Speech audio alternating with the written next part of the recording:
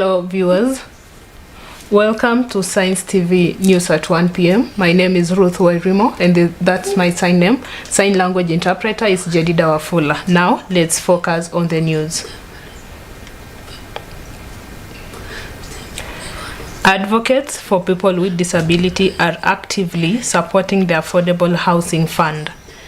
During the ongoing public consultations led by the Joint Committee on Finance and National Associated with the Finance and National Planning and Committee on Housing, several representatives spoke out on Monday. They urged the committee to consider reviewing some of financial requirements associated with the fund to ensure greater accessibility for people with disability.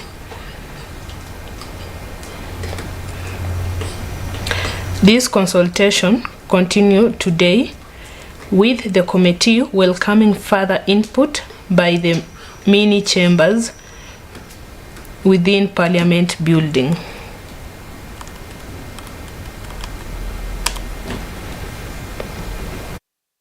They've said they want to be sure that the houses are not being bought by just the mighty and the rich, and that is why the proposal of one KRA pin, one house. Yomba ya kwamba katika hii deposit 10%, CPWDs tukepewa 3 to 5%.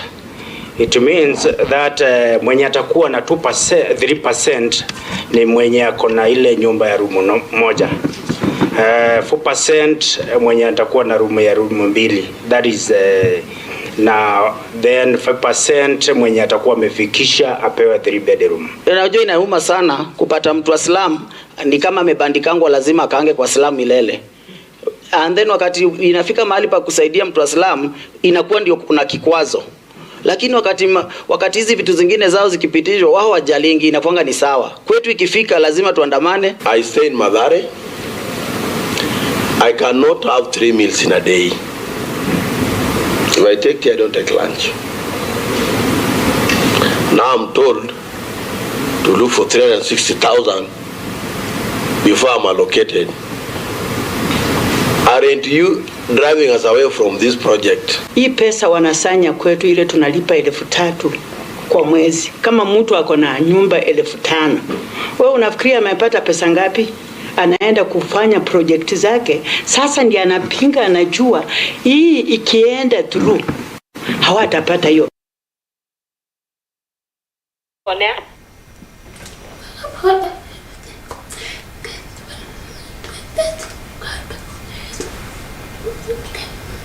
Interior and National Administration Cabinet Secretary Prof. Kinture Kindiki has urged for enhanced cooperation between intelligence and security agencies across the East African region.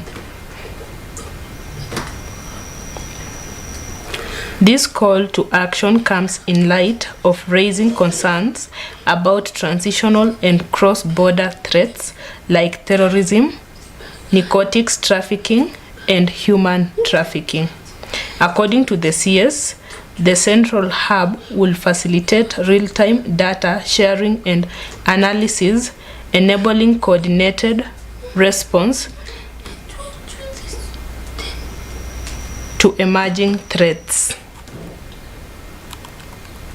And hopefully in Africa, to have the chance to engage and try and solve the problems that we have in a more relaxing atmosphere that is friendly and collegial. The threats posed by cyber criminals, the threat posed by climate change, and the threat posed by corruption must join the other existential threats to our national security: terrorism, transnational crime, trade in narcotics, trafficking in persons, etc.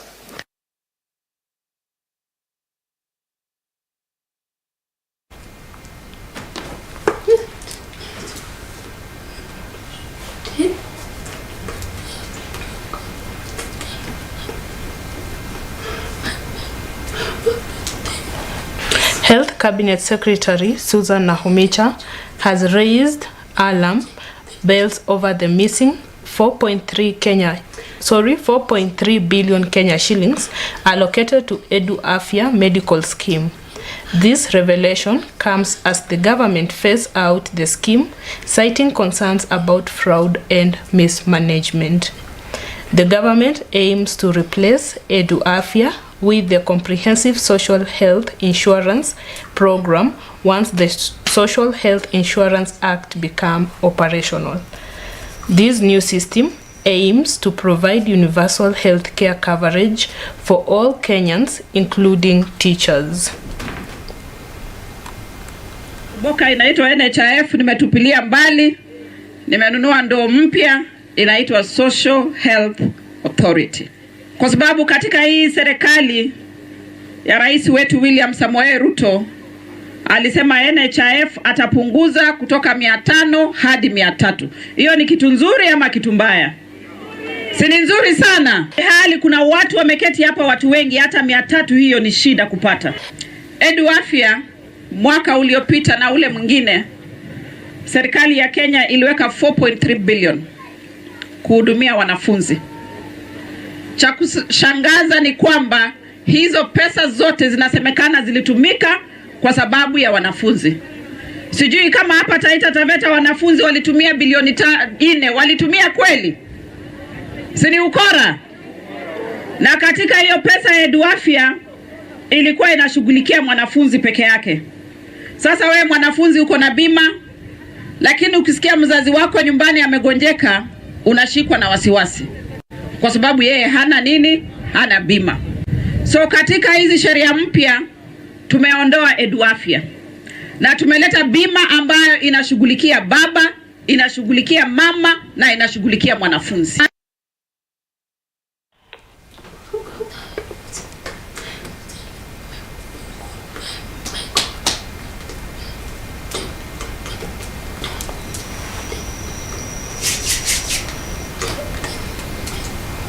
Concerned stakeholders in Migori County have joined forces to prevent further politically motivated violence.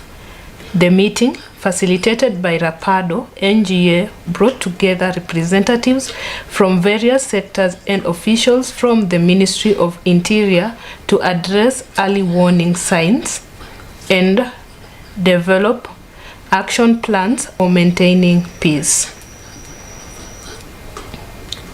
This initiative comes after a stretch of violent incidents in the past 3 months, often sparked by political tension. The most recent outbreak occurred during the burial of former Migori ODM County Chair Philip Makobo,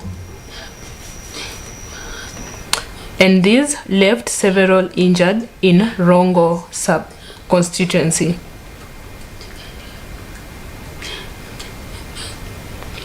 Assistant County Commissioner for Ragana Division, David Wafula, urged leaders from all sides to tone down their rhetoric and prioritize delivering on their promises to the electorates.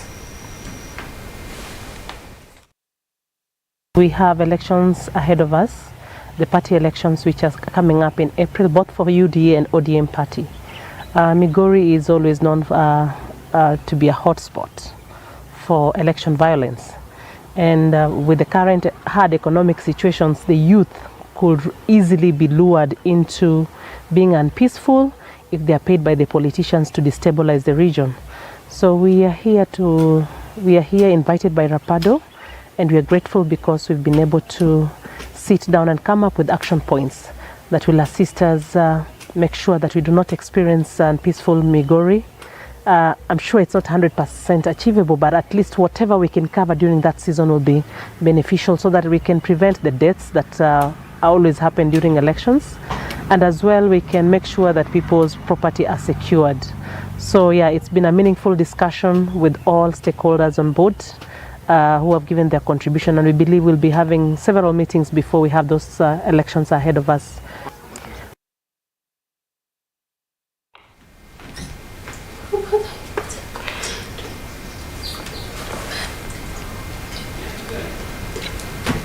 And finally, 2 suspects were on Monday charged with murder of Meru blogger Daniel Muthinyani Bernard alias Sniper.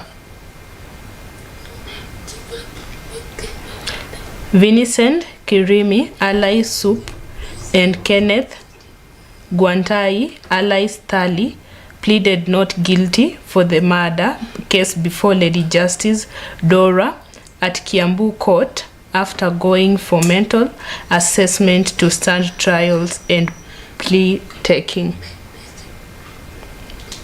The 2 were charged with murder contrary to Section 203 and read with Section 204 of the Penal Code.